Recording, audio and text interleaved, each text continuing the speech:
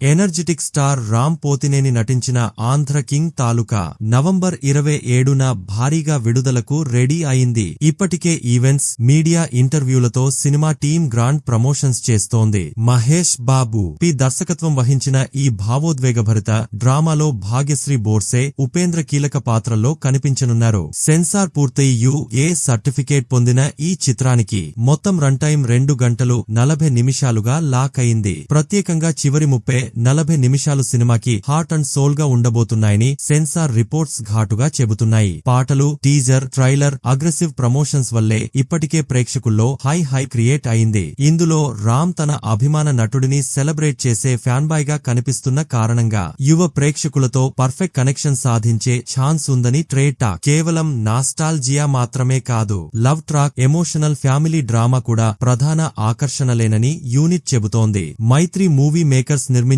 ఈ సినిమాకు వివేక్ మెర్విన్ సంగీతం అందించగా నిజాం ప్రాంతంలో బుకింగ్స్ ఇప్పటికే ఓపెన్ అయ్యాయి. ట్రేడ్ వర్గాలు ఫస్ట్ డే ఫస్ట్ షో కలెక్షన్లపై భారీ అంచనాలు వ్యక్తం చేస్తున్నాయి.